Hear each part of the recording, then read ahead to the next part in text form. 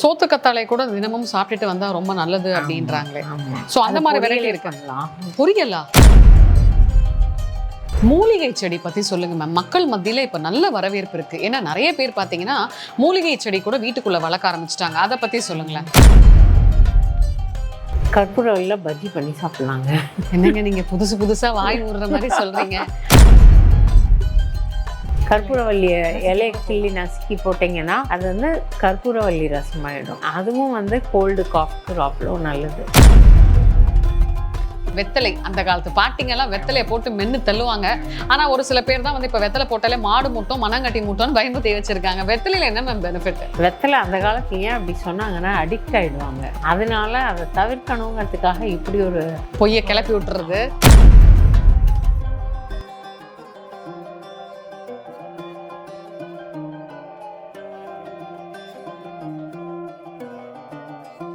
சோத்து கத்தாழை கூட தினமும் சாப்பிட்டுட்டு வந்தா ரொம்ப நல்லது அப்படின்றாங்களே. சோ அந்த மாதிரி வெரைட்டி இருக்குங்களா? புரியலா? அடேங்க அப்பா, அதை பத்தி கொஞ்சம் சொல்லுங்க. அதை வந்து சோத்து கத்தாழையை கட் பண்ணிட்டு சைடில் அந்த தான்ஸை எடுத்துடணும். கத்தியால் தான்ஸ் எடுத்துட்டு சின்னதாக சாப் பண்ணிக்கணும். ஸ்கின்னோடய சாப் பண்ணணும். தோலோடய இருக்கணும். ஸோ சாப் பண்ணிவிட்டு ஒரு கடாயில் பட்டர் போட்டு 2 ஸ்பூன் பட்டர் போதும். இஞ்சி பூண்டு பேஸ்ட் போட்டு வதக்கிட்டு அதில் கொஞ்சம் பொடியாக நறுக்கின வெங்காயம் போட்டு வதக்கிட்டு கொஞ்சோண்டு தக்காளியும் போட்டு வதக்கிட்டு மிளகாத்தூள், மஞ்சத்தூள், தனியாத்தூள், ஜீராத்தூள் போட்டுட்டு இதையும் போட்டு தண்ணி விடாமல் நல்லா ஃப்ரை பண்ணி எடுத்துடலாம். வாவ். கொஞ்சம் வேணா கரம் மசாலா போட்டுக்கலாம். It all depends upon the taste. அடேங்கப்பா, சொல்லும் போதே ஆசையா இருக்கு. சோத்து கத்தாழையில பொரியல் பண்ணி சாப்பிட்றாங்க மொட்டை மாடியில் வளர்த்து. ஏன்னா அது அவ்வளோ உடம்புக்கு ஹெல்தி அப்படின்னு சொல்லிட்டு சப்பாத்திக்கு சைட் டிஷ் இது. ஆக்சுவலா மக்களே நம்மளோட சோத்து கத்தாழைக்கு இன்னொரு பேர் கூட இருக்கு. அந்த காலத்து பாட்டிங்கெல்லாம் சொல்லுவாங்க ஊர்குமரி அப்படின்னு சொல்லுவாங்க. அந்த காலத்துலலாம் வந்து சோத்து கத்தாழை வந்து ஊர்குமரி அப்படின்வாங்க. ஏன்னா அதை சாப்பிட்டீங்கன்னா என்னைக்குமே நீங்க இளமையா இருக்கலாம், நோயே வராது, அதுவும் இல்லாமல் உங்களோட தோல் மற்றும் தலைமுடிக்கு வந்து ரொம்ப நல்லதுன்னுவாங்க. ஸோ மேம் வர வந்து அதுக்கு சைட் டிஷ் எல்லாம் சொல்லிட்டாங்க. நம்மளால டெய்லி முடியாட்டி கூட ஒரு வாரத்துக்கு ஒரு தடவையாவது பண்ணி சாப்பிட்டுக்கலாம். ஸோ அது நல்லா இருக்கும். ஓகே மேம், அதாவது பச்சை மிளகாய், அதுக்கப்புறமேல்ட்டு வந்து புதினா, கொத்தமல்லி, இதெல்லாம் எப்படி வீட்டில் இருந்தபடியே வளர்க்குறது? பச்சை மிளகாய் பார்த்தீங்கன்னா விதைகள் பார்த்தீங்கன்னா 3 விதமாக விதைகள் நாங்கள் டிஸ்டிங்விஷ் பண்ணுவோம் மொட்டை மாடியில் செடி வளர்க்கும் போது. ஒன்று வந்து பெரிய விதை, big seeds, small seeds and medium seeds. Big seeds என்னெல்லாம்னு பார்த்தீங்கன்னா கோட்ஸ், தட் இஸ் கொடி வெரைட்டி எல்லாமே பிக் சீட்ஸ். ஃபார் எக்ஸாம்பிள் பாவக்காய், பீர்க்கங்காய், சொரக்காய், புடலங்காய், பூஷ்ணிக்காய், இதெல்லாம் வந்து பிக் சீட்ஸுங்கிற இதில் வரும் வெஜிடபிளில். ஸோ அது வந்து அது என்ன சைஸ் இருக்கோ அதுக்கு 3 மடங்கு குழி தோண்டி அதை உள்ளே வைக்கணும். மண்ணில் வச்சுட்டு மண்ணை ஸ்லைட்டாக மூடிட்டா போதும். 1 வாரம் இல்லை 10 நாளையில் அவங்களுக்கு வந்து செடி வளர ஆரம்பிச்சிடும், ஸ்ப்ரவுட் ஆகி வளர ஆரம்பிச்சிடும். அதுக்கு அடுத்தது பார்த்தீங்கன்னா மீடியம் சீட்ஸ்ன்னு சொல்லுவோம்.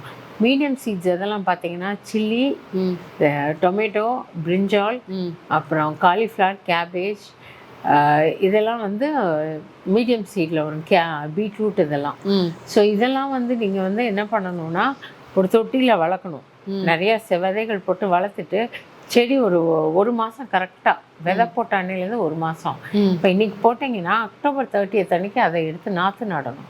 ஒவ்வொரு தொட்டிலையும் ஒவ்வொரு செடி தான் வைக்கணும். அதில் மேக்ஸிமம் 2 செடி வைக்கலாம். மொத்தமாக நம்ம வளர்க்குறோம். அதுக்கப்புறம் அதை டிரான்ஸ்பிளான்ட் பண்ணிங்கன்னா அது நல்லா பூக்கும் காய்க்கும். நீங்கள் டைரெக்டாக போட்டிங்கன்னா அவ்வளோ பூக்காய் வராது. மூலிகை செடி பற்றி சொல்லுங்க மேம். மக்கள் மத்தியில் இப்போ நல்ல வரவேற்பு இருக்குது. ஏன்னா நிறைய பேர் பார்த்தீங்கன்னா மூலிகை செடி கூட வீட்டுக்குள்ளே வளர்க்க ஆரம்பிச்சிட்டாங்க. அதை பற்றி சொல்லுங்களேன். மூலிகை செடின்னு பார்த்தீங்கன்னா நிறையா இருக்குது. அதில் கூட வெரைட்டிஸு. ஒன்று பார்த்தீங்கன்னா லெமன் கிராஸ் இருக்குது. அப்புறம் துளசியில் நிறையா வெரைட்டி இருக்குது. கிருஷ்ண துளசி, ராமர் துளசி, மின்ட் துளசி, ஸ்வீட்டு துளசி அப்படின்னு சொல்லிட்டு அடுக்கிட்டே போகலாம். அப்புறம் இருக்கவே இருக்குது கற்பூரவல்லி. அதுக்கப்புறம் பார்த்தீங்கன்னா வசம்பு இருக்குது, சித்திரத்தன் இருக்குது, அதுக்கப்புறம் திப்பிலி இருக்குது, வெத்தலை இருக்குது. இது எல்லாமே மூலிகை செடியில் வர்றது. மூலிகை செடி வந்து ரொம்ப ஈஸியாக வளர்க்கக்கூடியது கற்பூரவல்லி, துளசிலாம். கற்பூரவல்லியில் என்னென்ன பண்ணலாம், அதுக்கு என்ன பெனிஃபிட்? கற்பூரவல்லியில் பஜ்ஜி பண்ணி சாப்பிட்லாங்க. என்னங்க நீங்கள் புதுசாக வாய் ஊறுற மாதிரி சொல்கிறீங்க. நாங்கள் நேற்று தான் பஜ்ஜி பண்ணியிருந்தோம். செம டேஸ்ட்டாக இருக்கும். ஒன்றும் இல்லை, பஜ்ஜி மாவு ஆஸ் யூஷுவல் ப்ரிப்பேர் பண்ணுங்கள். கொஞ்சம் நல்லா திக்கா இருக்க இலை. திக்கா இருக்க இலையை போட்டு பஜ்ஜி பண்ணி சாப்பிட்டு பார்த்துட்டு ஃபீட்பேக் கொடுங்க. மேம் ஆக்சுவலா நீங்க ரொம்ப மக்களை வந்து வெறி ஏத்துறீங்கன்னு நினைக்கிறேன். டக்குன்னு ஆலோவேரா பொரியல்ன்றீங்க, இந்த மாதிரி சொல்றீங்க. It's really great. ஓகே, இப்போ இந்த கற்பூரவள்ளி சொன்னீங்க இல்லையா, அதுவுமே வாஷ் பண்ணிட்டு மோர்ல அடிச்சு குடிச்சா நல்லதுன்றாங்களே, இது உண்மையா? எக்ஸாக்ட்லி. மோரை வந்து நான் ஃப்ரிட்ஜுக்குள்ள வைக்காதீங்க, வெளியில வச்சுட்டு அது மாதிரி குடிச்சிங்கன்னா உங்களோட கோல்டெல்லாம் போயிடும். வேற என்னென்ன பெனிஃபிட்? அதை வந்து கொதிக்க வச்சு குடித்தாலும் ரொம்ப நல்லது. ஓஹோ. அண்ட் இன்னொன்று வந்து என்னென்னா, அந்த கற்பூரவல்லியை ரசம் கூட வைக்கலாம். ஆர்டினரியாக ரசம் வச்சுட்டு அதில் ஒரு 10 கற்பூரவல்லியை நசுக்கி போட்டிங்கன்னா அது வந்து கற்பூரவல்லி ரசம் ஆகிடும். வாவ். அதுவும் வந்து கோல்டு காஃப்க்கு அவ்வளோ நல்லது. மேம் இன்னொன்று லெமன் கிராஸ் சொன்னீங்க இல்லையா, இந்த லெமன் கிராஸ் வந்து வளர்க்குறது ரொம்ப ஈஸியா? லெமன் கிராஸ் நம்ம சாப்பிட்றதுனால என்ன பலன்? லெமன் கிராஸ் கொஞ்சம் ஈஸி தான் வளர்க்குறது. It actually controls your cholesterol லெவல்னு சொல்லுவாங்க. உடம்புல இருக்க கொழுப்பு சத்தையும் அது ரெகுலராக நம்ம அதை அந்த டீயை கன்சியூம் பண்ணோன்னா கொழுப்பு சத்து நீங்கிடும். வாவ். அடுத்ததா பாத்தீங்கன்னா வெத்தலை. அந்த காலத்து பாட்டிங்க எல்லாம் வெத்தலையை போட்டு மென்னு தள்ளுவாங்க. ஆனா ஒரு சில பேர் தான் வந்து இப்ப வெத்தலை போட்டாலே மாடு மூட்டம் மனங்கட்டி மூட்டோன்னு பயமுறுத்தி வச்சிருக்காங்க. வெத்தலையில என்ன மேம் பெனிஃபிட்? வெத்தலை அந்த காலத்துல ஏன் அப்படி சொன்னாங்கன்னா அடிக்ட் ஆயிடுவாங்க. ஓ. அதனால அதை தவிர்க்கணுங்கிறதுக்காக இப்படி ஒரு பொய்யை கிளப்பி விட்டுறது, புரல் கிளப்பி விட்டுறது. வெத்தலை பெனிஃபிட் என்னன்னா, டெய்லி ஒரு வெத்தலை டைரக்டா சாப்பிட்டா அவ்வளோ நல்லதான். சாப்பிட்டு முழுங்கிடணுமா துப்புணுமா? இல்ல, சாப்பிட்டுடலாம்.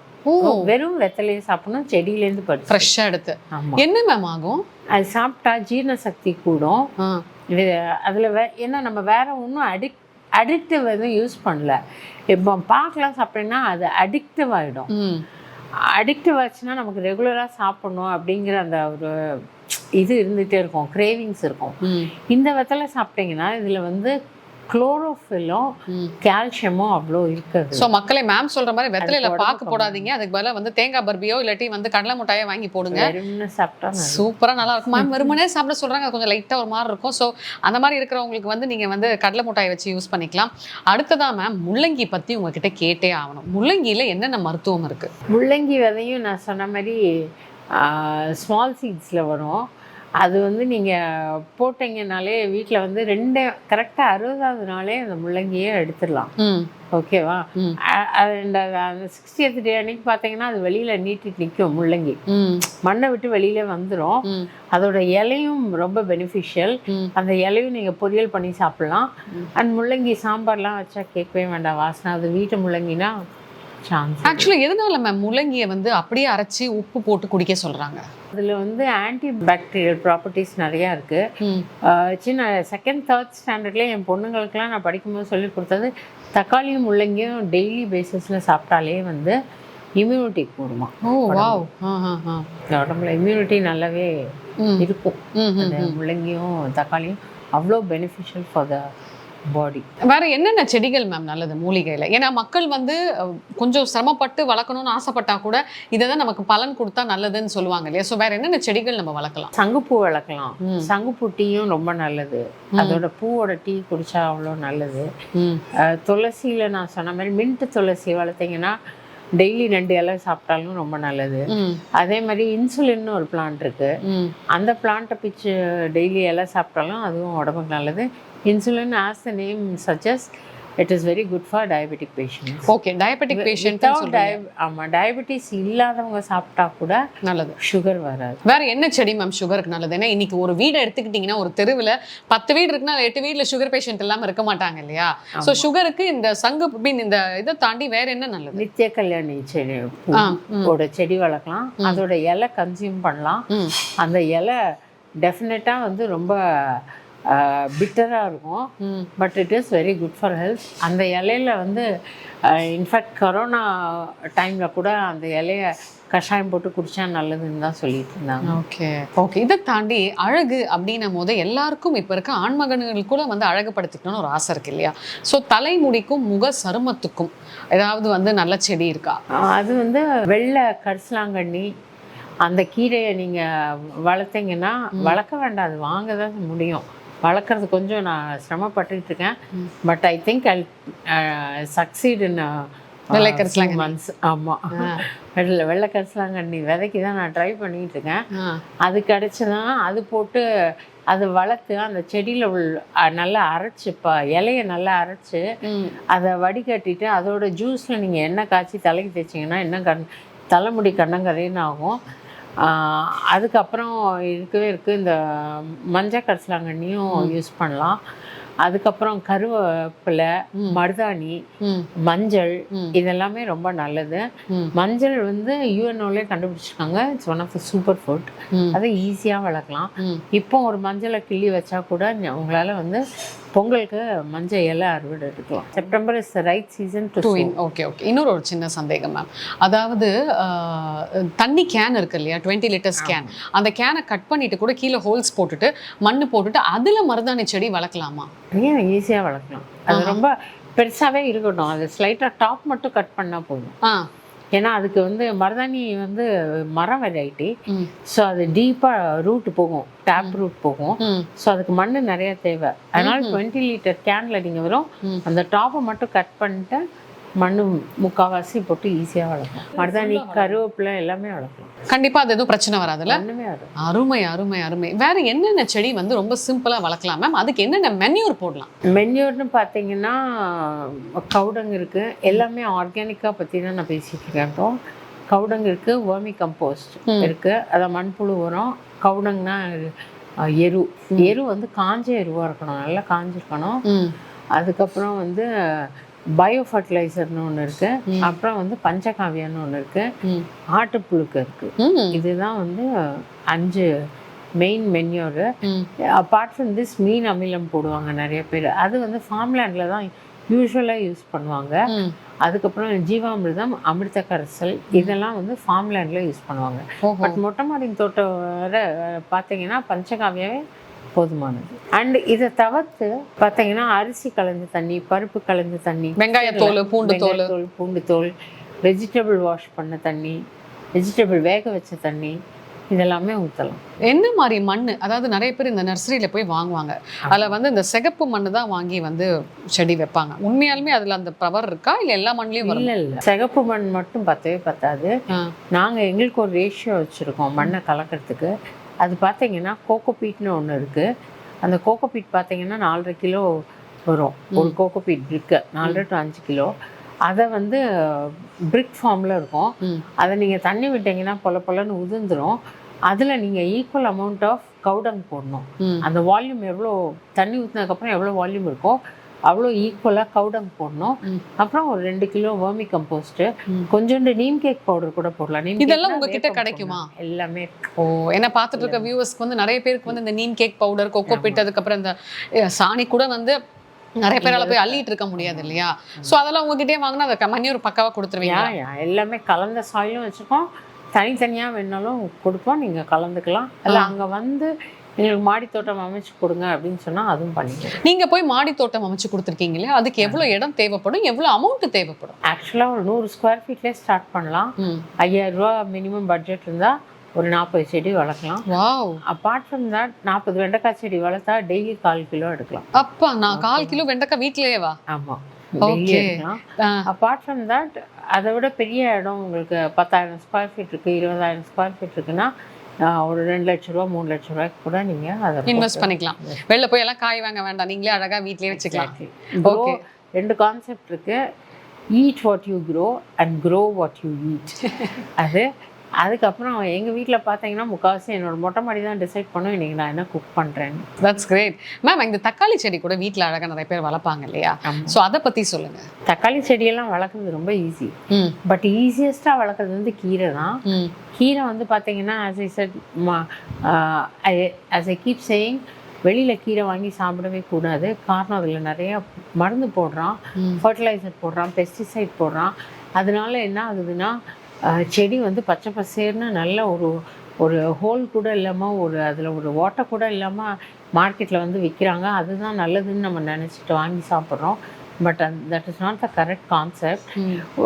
நம்ம வீட்டில் வளர்க்கும்போது பார்த்தீங்கன்னா செடியில் நிறைய டைம் ஹோல்ஸ் விழும். நிறைய டைம் என்னென்னா புள்ளிகள் இருக்கும், கருப்பு டாட்ஸ்லாம் இருக்கும். அதெல்லாம் இருந்தால் தான் பூச்சி பக்கத்தில் வருதுன்னு அர்த்தம். பூச்சியே பக்கத்தில் வரலைன்னா அப்போ எவ்வளோ அளவு கெமிக்கல் போட்டிருக்கான்னு நீங்களே யோசிச்சு பாருங்க. இப்போ இந்த 20 லிட்டர் கேன்ல சொன்னோம் இல்லையா, அதுல முருங்கை செடி வளர்க்கலாமா? ஏன்னா நீங்க கீரைன்னு சொல்லும் போது ஞாபகம் வருது. முருங்கை வளர்க்கலாம், பட் அது ஓரளவு ஹைட்டு தான் கொடுக்கும். அதில் நீங்கள் ட்ரம்மில் வளர்த்தா இன்னும் நல்ல பெனிஃபிட்டாக இருக்கும். ட்ரம்முன்னா நான் ஒரு 60 லிட்டர் ட்ரம்மு இல்லாட்டா 200 லிட்டர் ட்ரம்மில் வளர்த்திங்கன்னா காய்கறி கிடைக்கும். இப்போ அந்த 20 லிட்டர் பக்கெட்லேயோ இல்லை அந்த கேன்லேயோ வளர்த்திங்கன்னா இலை மட்டும்தான் கிடைக்கும். ஓஹோ. ஆனால் முருங்கை கீரை வேணுங்கிறவங்க அதை இது பண்ணிக்கலாம். கண்டிப்பாக. ஓகே. ஸோ மாடி தோட்டத்தை பற்றியும் சிறப்பாக சொன்னீங்க. பார்த்துட்டு இருக்க வியூவர்ஸ்க்கு நீங்கள் என்ன சொல்ல விரும்புகிறீங்க? எல்லோரும் செடி வளங்க. செடி வளர்த்தா தான் நாடு நல்லாயிருக்கும், என்வாயர்மெண்ட் நல்லாயிருக்கும். As I set, indoor plant கண்டிப்பாக வளர்க்கணும். ஏன்னா பாதி நேரம் நம்ம ரூமெல்லாம் பூட்டி வச்சிட்ருக்கோம். உள்ளுக்குள்ளே ஏர் உள்ளுக்குள்ளே சர்க்குலேட் ஆகுது. அதை மாற்றுறதுக்கு, அதை அப்சர்வ் பண்ணிக்கிறதுக்கு செடியால் மட்டும்தான் முடியும். அப்போ தான் ஆக்சிஜன் நல்லா வரும். அப்போ தான் நம்மளோட உடம்பு ஹெல்த்தும் நல்லாயிருக்கும். அண்ட் என்னோட என்ன ஆசைன்னா எல்லார் வீட்டு மாடிலையும் மொட்டை மாடி தோட்டம் அமையணும். Great ma'am. ஆக்சுவலாக பார்த்துட்டு இருக்க வியூவர்ஸ்க்கு நீங்கள் சொன்ன டிப்ஸ் எல்லாமே வந்து பயனுள்ளதாக இருக்கும்னு நினைக்கிறேன். ஸோ மக்களே கண்டிப்பாக வந்து ஐயோ நான் ஃப்ளாட்டில் இருக்கேன், ஒரு சின்ன ரூம் தான் இருக்குது, என்னோட பால்கனி தான் இருக்குது அப்படின்லாம் எதுவும் வருத்தப்படாதீங்க. ஸோ வீட்டுக்குள்ளேயே நீங்கள் உங்கள் டைனிங் டேபிள், உங்களோட டீ பாய், உங்களோட குட்டி குட்டி ஷெல்ஃபில் கூட நீங்கள் நிறைய விஷயங்கள் வளர்த்திங்கன்னா நல்ல ஆக்சிஜன் கிடைக்கும்னு மேம் சொன்னாங்க. அது மட்டும் இல்லை, மூலிகை செடி பற்றியும் சொன்னாங்க. உங்களோட பால்கனியில் கூட நீங்கள் ஏதாவது குட்டி குட்டியாக நிறைய செடிகள் வளர்த்துக்கலாம். கண்டிப்பாக செடி வளங்க. பிகாஸ் அது வந்து ஒரு க்ரீனரின்றது வந்து நம்ம தினிக்குமே அதை பார்த்துட்டு இருக்கும்போது நமக்கு ஒரு நல்ல பாசிட்டிவ் வைப்ஸ் கிடைக்கும். இந்த வீடியோ பற்றின உங்களோட வேல்யூபிள் கமெண்ட்ஸையும் மறக்காம கமெண்ட் பாக்ஸில் பதிவு பண்ணுங்க. டென்ஷனும் குறையும். மேம் உங்களோட ஷெடியூலில் நீங்கள் எங்களுக்காக டைம் ஒதுக்கி எங்களோட யூ தமிழ் வியூவர்ஸ்க்காக நிறைய விஷயங்கள் சொன்னீங்க மேம். மிக்க மகிழ்ச்சி. நன்றி. தேங்க்யூ.